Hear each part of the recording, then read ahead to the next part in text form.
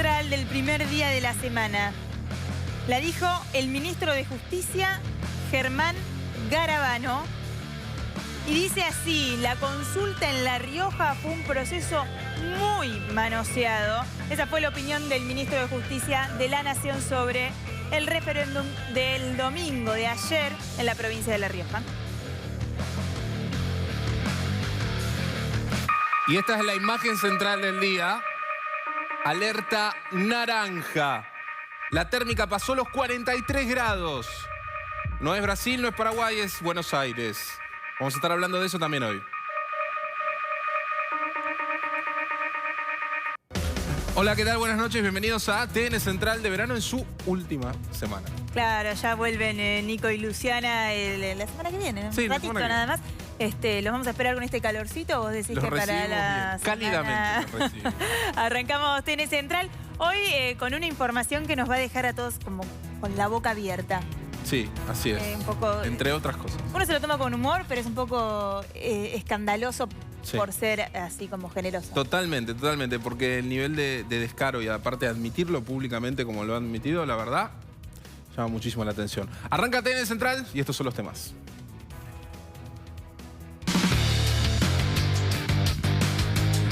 Los peronistas somos vivos. Votamos en enero. Eso fue lo que dijo un dirigente peronista de La Rioja. Fue en salida. ¿Se acuerdan del que había mantenido los ñoquis? Bueno, ese muchacho. Uno de los temas de TN Central de hoy.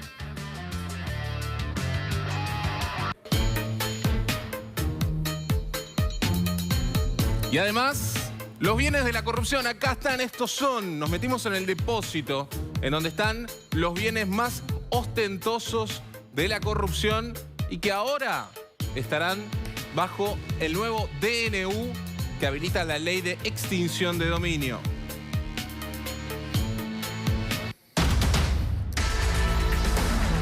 Y además, el secretario y la maniobra de los 70 millones, la declaración y lo que se sabe hasta el momento de lo que dijo Carolina Pocchetti, que está esperando la homologación de su tratado para ser arrepentida en la causa. Habló de los bienes en Miami. Vamos a repasarlos.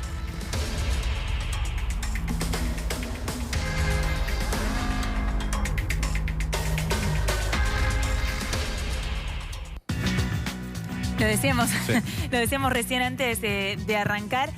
Lo que está pasando en La Rioja, en esta provincia, es un escándalo, pero no es porque lo digamos nosotros acá en TN Central, que venimos tratando, sí, el tema desde el comienzo de esta gran polémica, sino porque lo admiten ellos mismos, tenemos que decirlo así. Lo que van a escuchar ahora es al exintendente de Chilecito, actual diputado de la provincia por el Partido Justicialista, y por si fuera poco, digo, por si le faltaran títulos, es el presidente de la Comisión de Asuntos Constitucionales allí en la legislatura de la provincia de La Rioja. Así hablaba de la elección, de la consulta popular que se hizo ayer en La Rioja. Una consulta popular, ¿para qué? Para ver si se estaba de acuerdo o no con la reforma de la Constitución, ni más ni menos, con una reforma constitucional para habilitar a un segundo mandato como gobernador y a un tercer mandato en el equipo de gobierno de Sergio Casas, el actual gobernador. Así hablaba Lázaro Fonsalida, exintendente de Chilecito, actual legislador del Partido Justicialista. No falló ni en una coma la estrategia que se hizo para poder introducir esta enmienda, esta corrección que le hicimos al artículo 120, que eso sí es la enmienda. Siempre dijimos, cuando se definió la estrategia electoral, porque un artículo de la Constitución dice el pueblo tiene la última palabra para que la enmienda se incorpore. Dijimos, enero es el mejor mes para hacer la elección, ¿no es cierto? O sea, la consulta obligatoria. Entonces, claro, dijeron, no va a ir más del 50%. Entonces, no va a poder sacar el 35%. Esa fue la especulación y la clave, la inteligencia de esta elección. O sea que no nos pongamos tristes si no nos pasan los 50%. Pongámonos contentos, porque esa es parte de la estrategia que se armó en la provincia, junto con el gobernador, el fiscal de Estado, todos los diputados que votamos la enmienda, ¿no es cierto?, en la discusión que tuvimos ahí hasta que salió el resultado de sacar la enmienda a la legislatura primero y ahora, hoy, 27 de enero. Mire, hay mucha gente que inclusive está de vacaciones. Hay mucha gente que a pesar de la crisis está de vacaciones, aunque sea irse a otro lugar. Y sabíamos que no íbamos a llegar al 50%. Entonces en ese 50% no iba a llegar el no al 35%. Y ahí está la viveza, digamos así. Porque los peronistas somos vivos, no somos peronistas.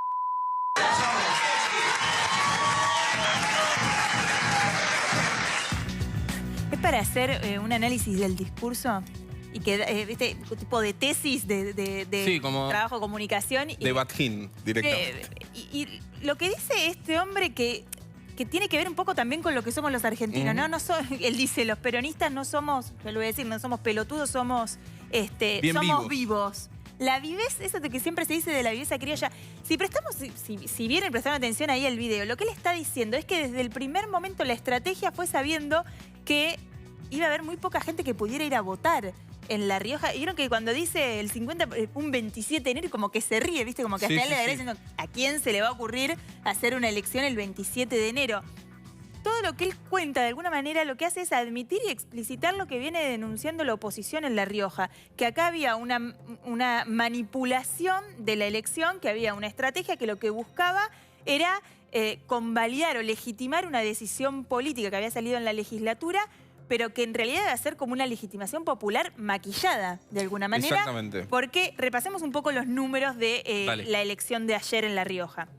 El primer dato importante y que, bueno, Fonsalida ahí lo decía sin ningún problema, no llegó a votar ni el 50% del padrón. Casi 44%. 44% del padrón fue el que se acercó a votar y por eso además Fonsalida se jactaba en ese discurso de que la maniobra estaba pensada hasta la última coma. Pergeniada, dijo, ¿viste? Sí. No falló ni una coma en la maniobra que hicimos. Fíjate que, claro, los ausentes son muchos más de los que fueron a votar. Más de la mitad, 55,30% no participó de esta consulta popular que, insistimos, es para ver si se estaba de acuerdo o no en la reforma de la Constitución. ¿Qué dijo de ese 43% que fue a votar? El 25,27% dijo que estaba a favor de la enmienda que modifica la Constitución. Ese fue el número, y atención a este número porque este es el número en parte de la discusión. Clave. Exactamente. ¿Cuántos dijeron que no de ese 44%? En realidad del electorado total, el 17,9%. Casi el 18% del electorado, insistimos, no de los que fueron a votar, del electorado, de todas las personas con posibilidad de votar, el 17,9% dijo que no.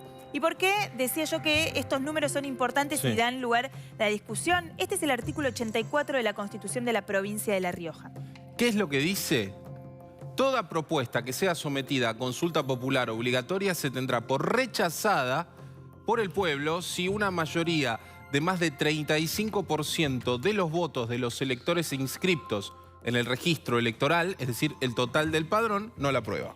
Exacto. Si uno es complicado, esto es un artículo 84 que lo que dice en la Constitución es en qué condiciones la provincia puede llamar a una consulta popular y en el caso de que la llame, ¿quién gana?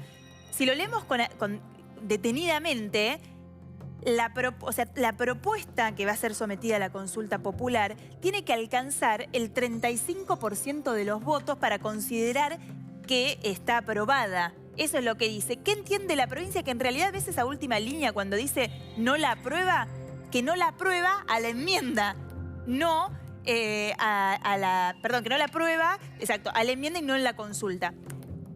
Ahí está la discusión. Se necesitaba un 35% de los votos para el sí. O sea, yo tengo que lograr que más del 35% del electorado me diga sí, quiero modificar la Constitución. Bueno, si es así, y eso es lo que interpreta, por ejemplo, Cambiemos de este artículo 84 de la provincia, y si uno lo lee, es lo que dice, entonces Casas perdió, porque logró solo el 25%, un poquitito más del 25%. Ahora, la interpretación de la provincia es que si no se logra el 30, o sea, si el 35% dice no, no quiero la enmienda, entonces la enmienda está aprobada como por default. Pensemos que en esta elección participó solo el 40% de la gente, que se hizo el 27 de enero, y que por si faltaran pruebas, hay un exintendente, hoy diputado, legislador en la provincia, presidente de la Comisión de Asuntos Constitucionales, que reconoce todo esto que nosotros estamos diciendo. Que dice, no falló ni en una coma la estrategia. Sabíamos, no nos pongamos tristes, ¿viste? Le dice ahí a los militantes. Sí. No nos pongamos tristes si fue menos del 50%, porque es lo que queríamos. Nosotros necesitábamos que menos gente participe. ¿Por qué? Y esto lo inferimos nosotros. Si participaba el total del electorado, podíamos perder. Exactamente. Ahora, de esto ya había un antecedente incluso con Beder Herrera. Claro, al revés. Al revés, en donde se dio por anulada precisamente esa enmienda. Beder Herrera hizo lo mismo, hizo una consulta popular y la interpretación de este artículo 84 fue en el sentido en el que hoy lo dice Cambiemos, en el sentido en que lo dice la oposición. La elección o el intento de reforma de la Constitución por parte de Beder Herrera fue en 2007 y en ese momento la justicia dijo, el artículo 84 se interpreta así, señores. Claro. Usted necesita más del 35% de los votos positivos para que la enmienda...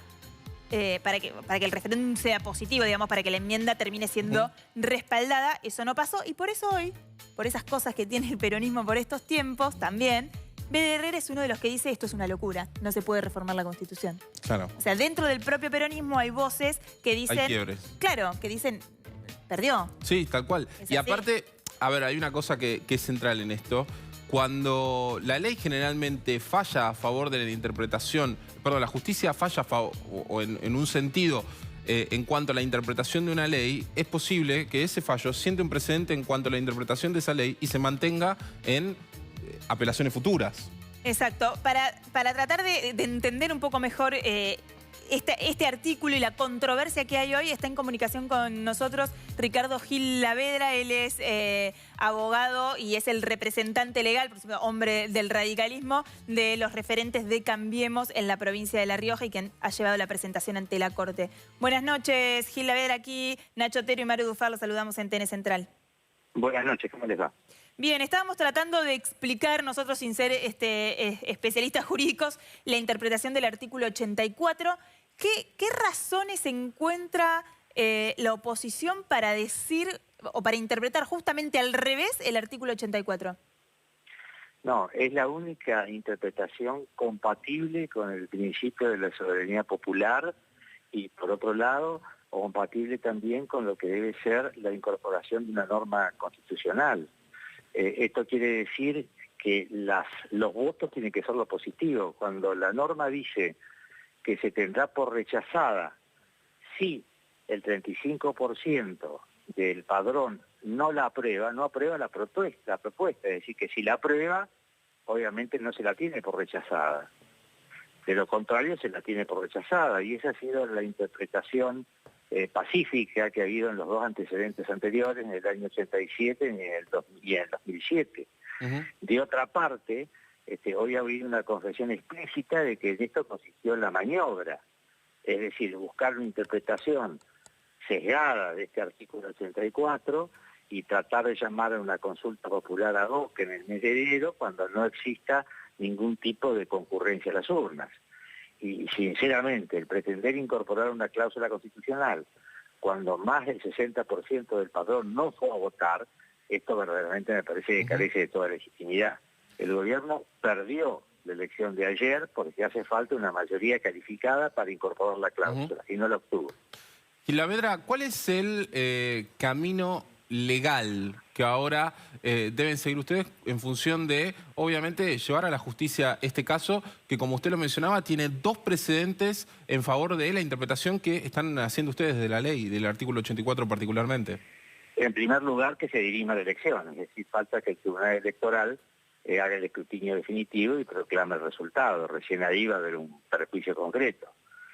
Si siguieran los precedentes anteriores y lo que es la correcta interpretación constitucional, tendría que dar por no aprobada la enmienda, ¿no? Así que tenemos que esperar ese momento y luego, bueno, luego sin duda que se va a impugnar, ¿no? Veremos cuál será la mejor vía para hacerlo.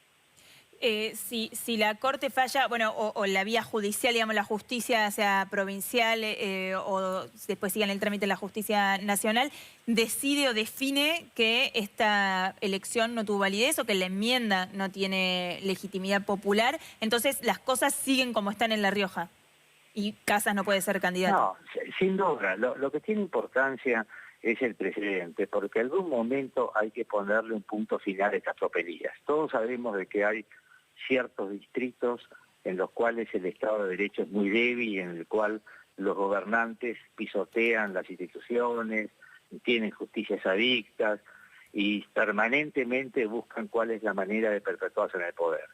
Esto no solamente afecta a La Rioja, afecta a los principios republicanos que son fundantes de toda la nación argentina. Consecuencia, en algún momento le daré punto final a y yo creo que como último resorte y último guardián de estos principios va a ser la Corte Suprema. Muchísimas gracias por esta comunicación, Gil Lavedra. Hasta luego, Karina, hasta luego.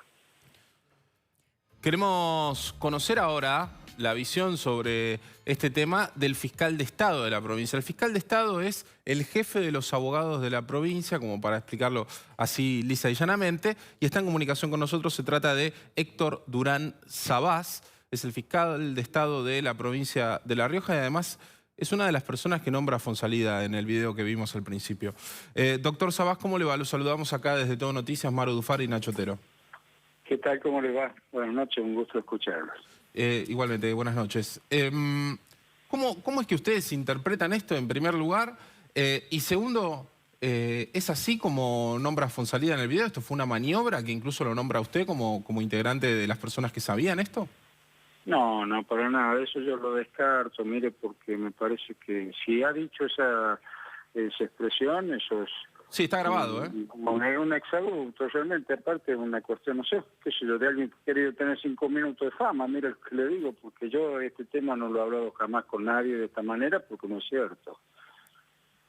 Pero bueno, creo que la cuestión pasa por otro lado en este momento, ¿no? Me parece que yo por ahí veo que se dicen cosas, se afirman cosas con respecto a los procedimientos realizados, al proceso de la enmienda, que no se ajustan con la realidad.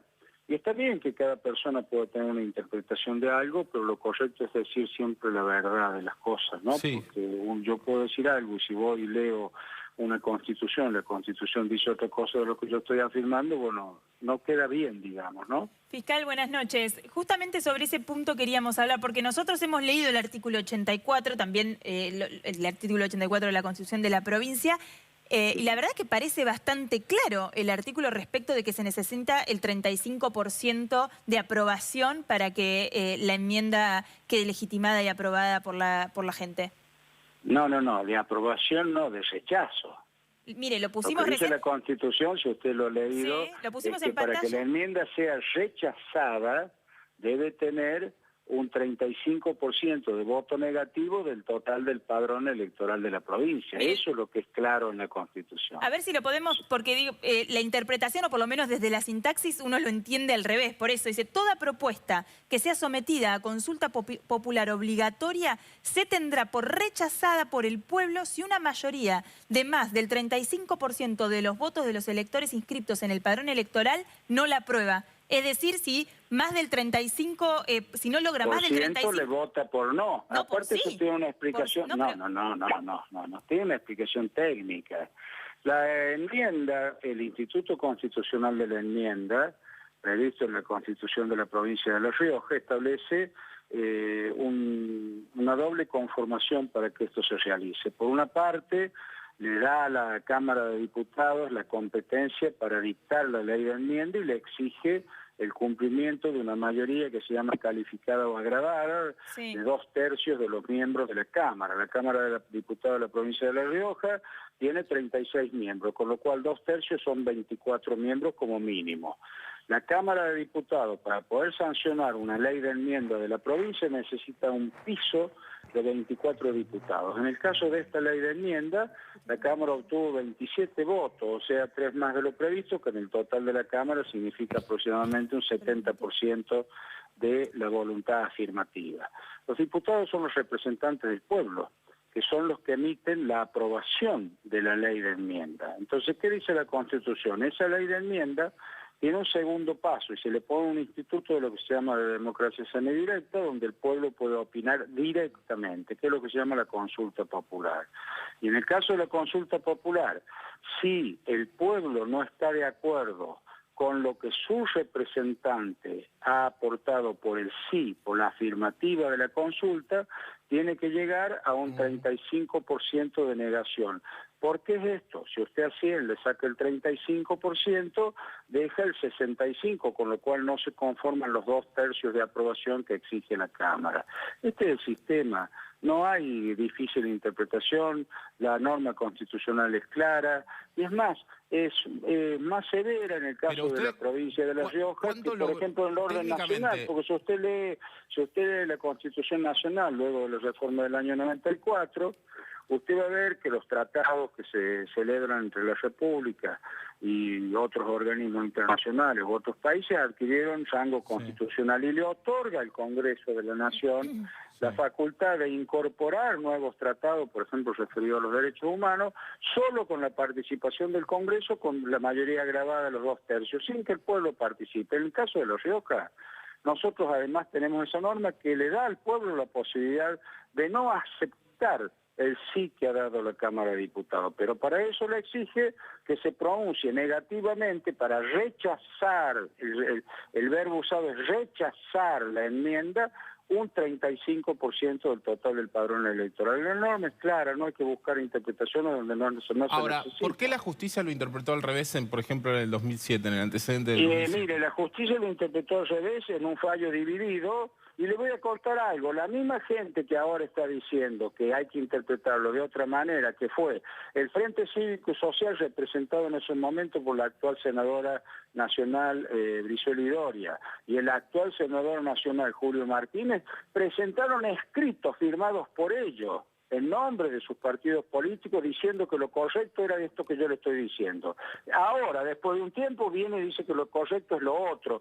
No se puede tomar la ley como una cuestión de conveniencia político-partidaria temporal. Yo no lo quiero llevar a la política, lo quiero llevar a la cuestión técnica, porque la verdad que la cuestión técnica es eso que le digo, está documentado. Estamos hablando con el fiscal de Estado para hablar de ley, no de política. Ahora, la por pregunta eso, si yo le hablo de la ley. Pero entonces el precedente que sienta esa interpretación, para usted no está bien. O sea que el precedente en este caso... es totalmente incorrecto ese fallo, aparte no es un fallo que siente jurisprudencia de ninguna manera. Y el anterior, porque hay otro de 1980, y no recuerdo el año, si es 87 o 88, que también se interpretó de la misma manera.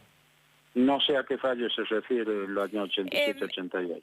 Fiscal, nos gustaría, si tiene unos minutos más, que pudiera compartir con nosotros una parte de las palabras de Fonsalía, cómo hablaba el intendente de Chilecito y cómo se refería a usted en este video, el ex intendente, perdón. Mire, no tengo problema, pero le insisto, esas son apreciaciones personales en las que yo no tengo por qué involucrarme porque no tenemos nada que ver en esta cuestión. Él puede haber dicho cualquier manifestación, pero no tiene nada que ver con la realidad. No, pero por eso... ¿Lo podemos escuchar cortito un minuto para que repasemos bien qué es lo que dijo? ¿Cómo no? No tengo problema. Siempre dijimos, cuando se pergeñó la estrategia electoral, porque un artículo de la Constitución dice el pueblo tiene la última palabra para que la enmienda se incorpore. Dijimos, enero es el mejor mes para hacer la elección, ¿no es cierto? O sea, la consulta obligatoria. Hoy, 27 de enero. Mire, hay mucha gente que inclusive está de vacaciones. Hay mucha gente que a pesar de que está de vacaciones, aunque sea irse a otro lugar. Y sabíamos que no íbamos a llegar al 50%. Entonces en ese 50% no iba a llegar el no al 35%. Y ahí está la viveza, digamos así. Porque los peronistas somos vivos, no somos pelotudos. Somos Bueno, ahí, fiscal, lo pone a usted como parte de este grupo vivo que pergeñó esta maniobra de hacer esta consulta popular un 27 de enero. Está bien, él lo podrá decir lo que quiera, pero yo con humildad le digo, yo no tengo voceros que hablen por mí. Cuando yo tengo que decir algo, lo hago yo, y lo que digo otro se tendrá que hacer cargo de lo que digo yo. Jamás en mi vida he conversado con el diputado, con todo el respeto que me merece su investidura, de una cosa semejante, porque no está en mí ni tengo que participar yo de este tipo de estrategias electorales, de ninguna naturaleza. Mi función es otra totalmente distinta a esto. Así que yo esta cuestión corre por cuenta de quien lo dice, me parece una cuestión totalmente, sinceramente se lo digo y se lo digo al aire, una cuestión desubicada, no, yo no la voy a compartir, lógicamente. Como fiscal de Estado, su tarea también es defender los intereses de la provincia, ¿verdad? Sí, señor. ¿Y eso tiene que ver solamente con reclamos con otras provincias o con otros países o también respecto a lo que pueden ser los reclamos internos? ¿En qué sentido me habla usted? ¿De qué tipo de reclamo? No, por ejemplo, en el caso de Fonsalida, por ejemplo, que mantuvo ñoquis y que la intendenta Gaitán, que estaba al lado, decía que mantiene ñoquis. Bueno, ¿Hay algún perjuicio, digamos, que usted puede llegar a reclamar para la provincia? No, eso son cuestiones de índole municipal. Mire, esto es importante lo que usted me dice desde este punto de vista. Las cuestiones municipales, las cuestiones provinciales y las cuestiones nacionales tienen absolutamente independencia. Las cuestiones de la provincia de La Rioja se basan en lo que es la autonomía provincial, los municipios lo mismo y la nación dentro de su soberanía. Lo que pueda pasar en un municipio está dentro del ámbito del régimen municipal de acuerdo a la Constitución Nacional, al artículo 5, de manera tal que eso no introduce a la provincia su conocimiento desde el punto de vista de lo que está haciendo el municipio, salvo en aquellas cuestiones que puedan tener que ver y que estén determinadas en la Constitución.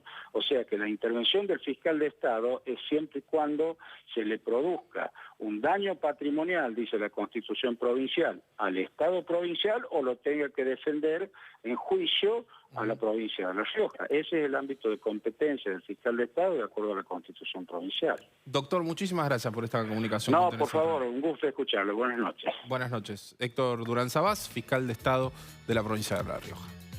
Y lo que vamos a ver ahora es una imagen que publicábamos, y una historia en realidad que contábamos acá el 10 de enero. ¿Quién es esa mujer que vemos ahí en la pantalla? Silvia Gaitán, la intendente de Chilecito. ¿Ustedes se acuerdan de ella? Seguro que sí. ¿Por qué? Porque se conoció un audio en el que ella admitía y reconocía que tenía ñoquis mantenidos en el municipio. Fonsalida, este hombre que escuchábamos recién decir que los peronistas son vivos y que esta estrategia que habían pergeñado en La Rioja era quien se los había heredado. Y en ese audio ella decía todo el tiempo, yo lo admiro al doctor, estoy bien con el doctor, no quiero... Pero ustedes me están armando una interna acá, eso no se hace. Bueno, ahora estaba junto a Fonsalida, los dos peleando o en realidad tratando de animar a la gente ahí en el partido en Chilecito por este resultado de la votación del domingo. Ahí la vemos a la intendente Silvia Gaitán de Chilecito, que así reconocía el 10 de enero los ñoquis en su municipio. Esta es la intendente de Chilecito, en La Rioja, Gaitán. Así le hablaba a uno de sus compañeros del Partido Justicialista. Es una pena lo que están haciendo. Es una gran pena. Yo no hice otra cosa estos 3 años más que trabajar. Trabajar para sostener el espacio. Con mucha gente que se levanta a las 5 de la mañana para trabajar. Ustedes, los fonsalidistas, como se llaman ustedes, a mí no me levantaron de un basural para traerme acá. A ustedes me trajeron acá porque yo, de alguna manera, era la que les permitía salvar el espacio y que pudiera continuar un proyecto de un hombre al que le tengo un gran respeto y una gran admiración. No creo haber tenido malos conceptos para el doctor nunca, ni haberme olvidado en estos 3 años de trabajo de él. De hecho, que todo el trabajo fue para conservar y de alguna manera lo que él ha venido construyendo con su gente. Yo no construí con gente mía, construí con su gente. A mi estilo, por supuesto, con mi honestidad, con mi transparencia, con mi trabajo, con mi laburo, con mucha gente que decidió laburar al lado mío. ¿Y sabe qué? Sostuvimos a todos, a los ñoquis, a los miles de ñoquis que tiene este espacio, entendiendo que era devolverles el favor de los que estuvieron en la capa. Bueno. Hay como una suerte de sincericidio, ¿no? Sí. En la política peronista de Chilecito, por lo menos. Exactamente. Bueno, por suerte, porque así de paso nos enteramos cómo se producen y cómo se generan algunas, como dijo, cómo se pergenian algunas estrategias electorales. Exactamente. Pero bueno, ahí los tenían ya admitiendo todo. Hay que ver cómo continúa esto. Todavía hay mucho para recorrer. Y hay otras noticias en el día que las trae Franco Mercuriali. Hola, ¿cómo estás, Maru? Nacho, buenas noches a todos. Vamos a hacer un repaso de algunos de los temas del día. Por un lado, termina este mes de enero con el mercado cambiario muy tranquilo, muy estable, es decir, 38 pesos con 14 centavos es el valor de la moneda, y con un banco central muy activo comprando, ¿sí? Básicamente hoy fue la compra de 50 millones de dólares. Ya en este mes de enero son 440 millones de dólares comprados y básicamente las reservas del Banco Central están por arriba de los 66.400 millones de dólares en esta postura y política que tiene el gobierno junto al Fondo Monetario de mantener por ahora estable el dólar, ¿sí? Que está en las bandas más bajas del acuerdo que tiene el gobierno con el Fondo Monetario Internacional. Cierre de hoy, 38,14, estabilidad para el dólar en este mes de enero. Pasó un mes internado Fernando de la Rúa, ¿sí? Hoy día 28, él fue internado el día 1 de enero. Hoy finalmente salió de la clínica, igual va a seguir haciendo una rehabilitación en el Instituto Fleni. Recuerden que el año pasado de la Rúa fue operado del corazón, le hicieron una angioplastía y el 1 de enero, justamente comenzando el año, volvieron a internarlo, tuvo la verdad complicaciones respiratorias, tuvo un cuadro grave realmente por momentos. Dieron muy poca información, hubo apenas 2 partes médicos sobre la salud de Fernando de la Rúa y la buena noticia es que hoy sale y va a comenzar su rehabilitación. Tiene 81 años Fernando de la Rúa, que ya viene sufriendo cuadros complejos respecto a su situación cardíaca. Y por último, el dato de Venezuela, ¿sí? La novedad de hoy es que Estados Unidos pisó más fuerte, ¿sí? La decisión en este caso de bloquear todas las cuentas bancarias que tenga el gobierno venezolano, básicamente empezando por la petrolera PDVSA, que es donde Maduro obtiene la mayoría de los ingresos, alrededor de 7.000 millones de dólares se calculan que son los ingresos por petróleo que tiene Venezuela, y el bloqueo que decidió Estados Unidos es un punto medio a la idea que algunos pensaban de intervenir por parte de Estados Unidos y que Rusia y China, como venimos contando en Todo Noticias, se opusieron. Lo que hacen es bloquear cuentas, le impiden a Maduro manejar, Maduro y también al resto de las cuentas que tiene el gobierno de Venezuela.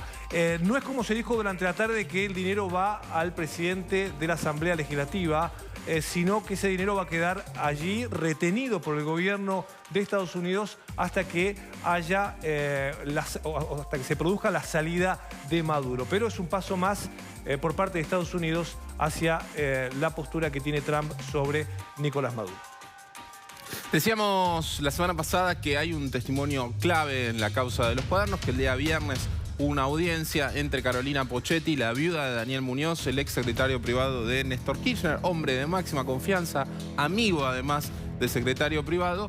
Esta persona, la viuda Carolina Pocchetti, que está detenida, se juntó con los fiscales Carlos Rívolo y también Stornelli respecto a lo que podía ser la posibilidad de que la acepten como arrepentida.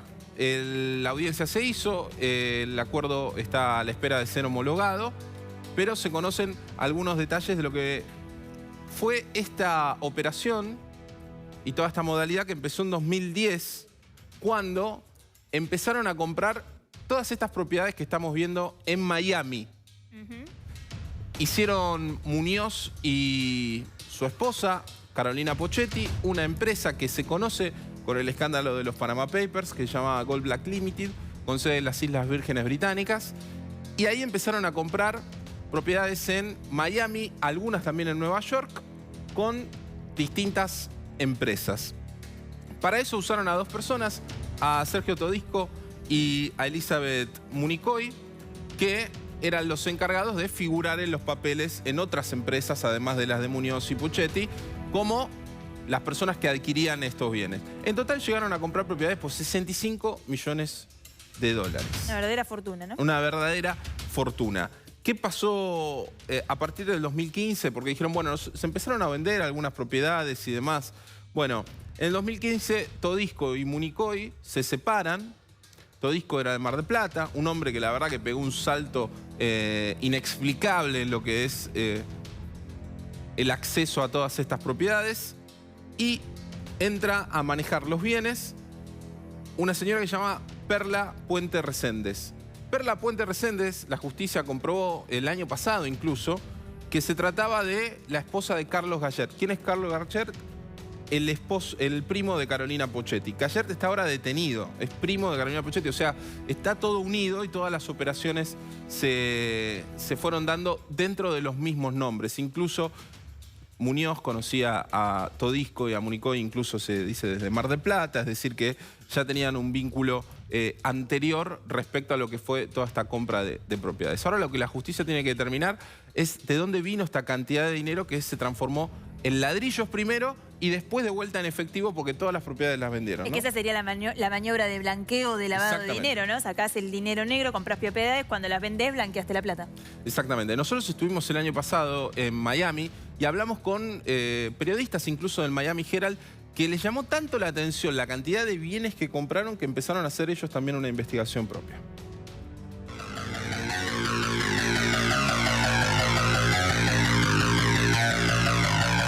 El escándalo de los cuadernos nos trajo hasta la lujosa Miami para seguir la pista del imperio inmobiliario que armó, aquí en Estados Unidos, uno de los hombres más nombrados en los diarios del chofer Oscar Centeno. I've never seen that much money. I've investigated a few property networks, the Russian, some Russian investors who've gotten close, but this was the biggest network. The biggest one? Yes, that we've seen. Ellos empezaron a vender todas esas propiedades y hasta el momento de lo que sabemos han vendido todos. ¿Qué pasó con ese dinero en efectivo, obviamente? Que esa también es otra pregunta que queda. Claro, sí, es una pregunta que queda. Se trata de Daniel Muñoz, el secretario privado de Néstor Kirchner. Desde 2010 y hasta su muerte en mayo de 2016, el gordo Muñoz, como le decía Néstor, compró y vendió propiedades en las costas de la Florida y en Nueva York, por un monto total de 65 millones de dólares.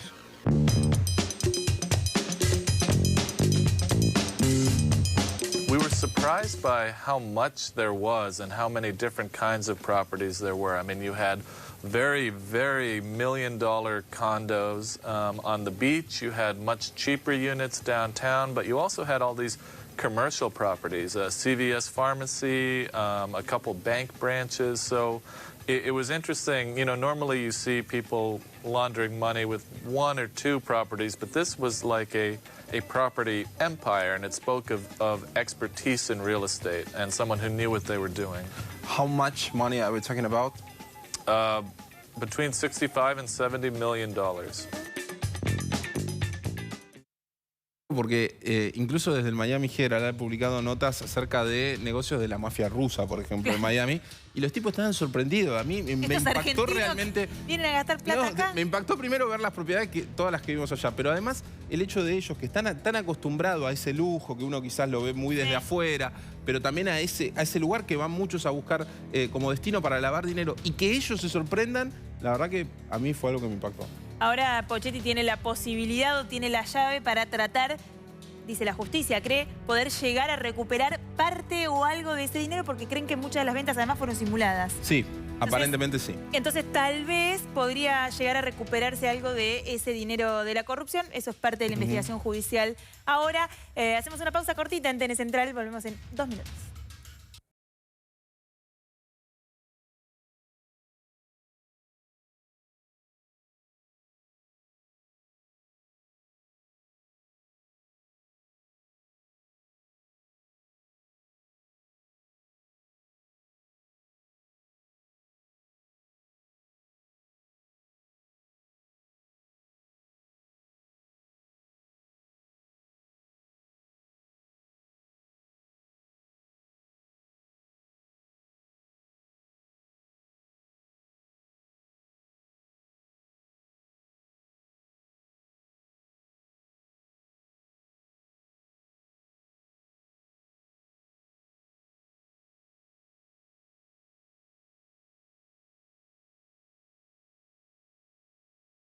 En TN Central, ahora hablando de algo que tiene que ver con los bienes de la corrupción, algo que ha generado mucho debate acerca del DNU que habilita la ley de extinción de dominio, ¿no? Claro, exactamente. ¿Se acuerdan que la semana pasada también les contábamos acá cuánto nos cuesta a todos los argentinos mantener lo que ya se recuperó en las causas penales, lo que está incautado en causas de contrabando, de corrupción, de narcotráfico? ¿Dónde están, por ejemplo, los autos de Balcedo? ¿Se acuerdan? El sindicalista del SOEM de La Plata, los autos del Pata Medina. Hay muchos.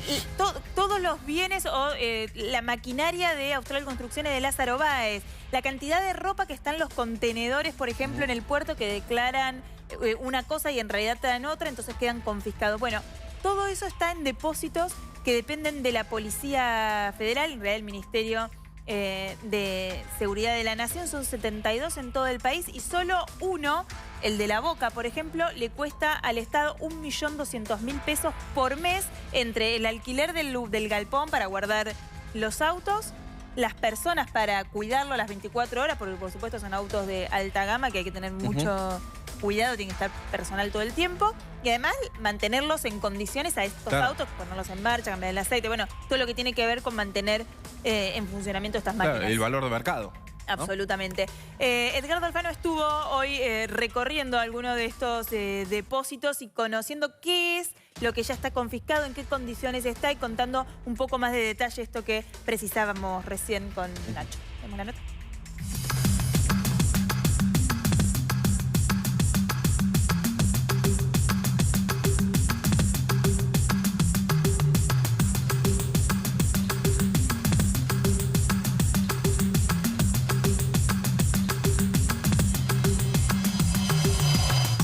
La polémica por la extinción de dominios, que permitirá al Estado subastar los bienes incautados a los que cometieron delitos de corrupción, narcotráfico o lavado de dinero, puso sobre la superficie los millones de pesos que gasta el Estado para su mantenimiento.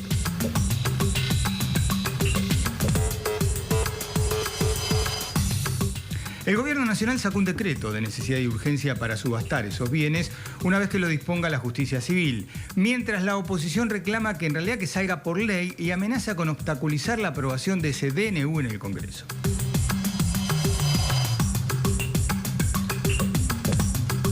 ¿Pero de qué estamos hablando realmente? De los depósitos y el personal que destina el gobierno a través del Ministerio de Seguridad para cuidar autos de alta o altísima gama, camiones, maquinarias pesadas, embarcaciones y hasta aviones, sin contar la enorme cantidad de ropa que en algunos casos se acumula y se pudre desde 1998. Así es, las imágenes lo dicen todo.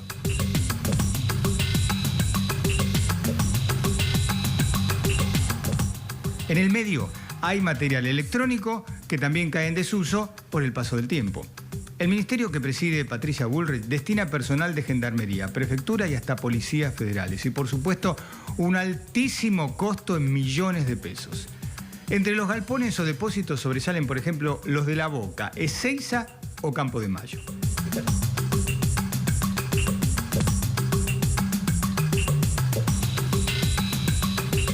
Está claro que las fuerzas federales no disponen de esos bienes, solo custodian y mantienen en estado, por ejemplo, algunos vehículos de esos que veíamos de altísima gama. Millones de pesos que paga precisamente el Estado y que podrían ser destinados para obras públicas o para la ayuda a los más necesitados, entre otras cosas.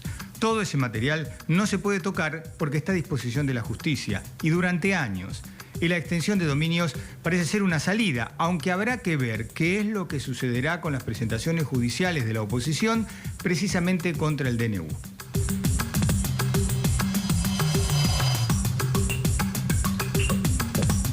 La particularidad de esos 266 vehículos con que cuenta hoy bajo guardia la Gendarmería, en el predio de la guarnición Campo de Mayo, datan algunos del año 1998 y 2000 en adelante.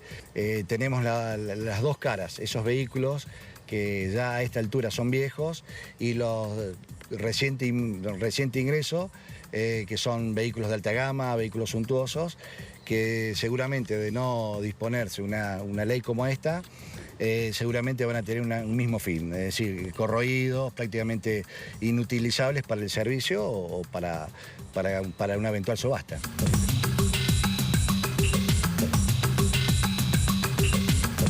Lo concreto es que una ley parece hoy por hoy un imposible. ¿Por qué? Porque hubo un par de intentos en el Congreso y fracasaron. Los proyectos terminaron, como muchos de estos bienes, tirados a un costado.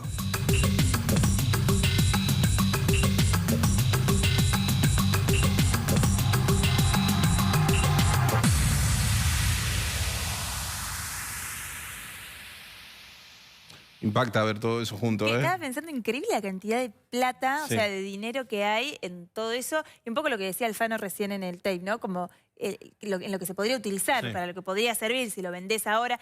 Con los autos, por ejemplo, no es lo mismo una Ferrari modelo, no sé, 2017, que si la vendés dentro de 6 años, obvio. 7 años, 10 años.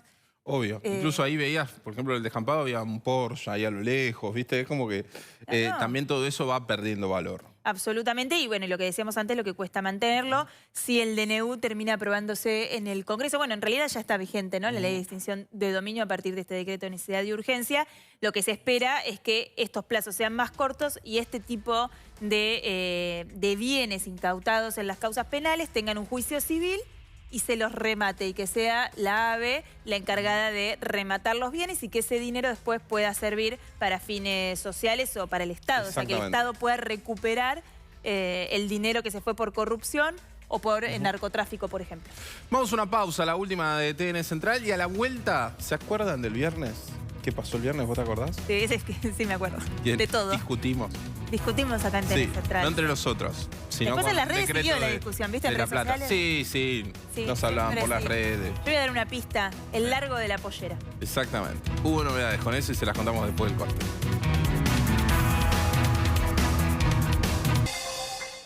Y así vamos a terminar TN Central, pero antes queremos recordar lo que decíamos el viernes, una polémica que se dio en la ciudad de La Plata por una resolución interna de la Municipalidad de La Plata respecto de cómo tenían que ir vestidos los empleados de atención al público. Así damos la información el viernes. Una circular interna de otro siglo. ¿Dónde? En la Municipalidad de La Plata. ¿Qué es lo que dice esta circular? Ahí lo estamos viendo. El personal femenino no podrá asistir con prendas que dejen al descubierto el abdomen, como así tampoco con polleras / vestidos que no alcancen o sobrepasen el límite de las rodillas. ¿Escucharon bien? Tampoco pueden llevar pollera o vestido, le faltó shortcito acá, que no alcancen o sobrepasen el límite de las rodillas. El incumplimiento a lo enunciado precedentemente implicará que la gente pueda tomar servicio consignándose ausente en la planilla de asistencia. ¿Qué quiere decir esto? Que si no cumplen con estas reglas de vestimenta que está marcando en esta circular interna el secretario de Atención al Público de la Municipalidad de La Plata, se le va a contar como que faltó a trabajar. En realidad esto es una disposición interna del año pasado, del verano del 2018. Y en realidad, como ustedes leyeron, a lo que apuntaba era a no desvirtuar lo que debía ser poder trabajar cómodos en épocas estivales con situaciones que tienen mucho más que ver con una cancha de fútbol o con la playa. Lamentablemente nos habíamos encontrado con algunas empleadas yendo a trabajar con top, algunos empleados yendo a trabajar con musculosos, camisetas de fútbol. Bueno, ahí lo escuchábamos a Oscar Negrelli, que salió a explicar. Por supuesto, uno entiende el espíritu, si quiere, si uno lo mira con buenos ojos, entiende el espíritu de la resolución. La camiseta de fútbol, la musculosa. Lo que buscaba la resolución, según lo que explicaba Negrelli, es que las personas vayan vestidas acorde con el trabajo que tenían que realizar. Lo que discutíamos acá y que nosotros no estábamos de acuerdo, que te marquen el largo de la pollera nos parecía por lo menos un poquito abusivo o de otra época, por eso poníamos de otro siglo.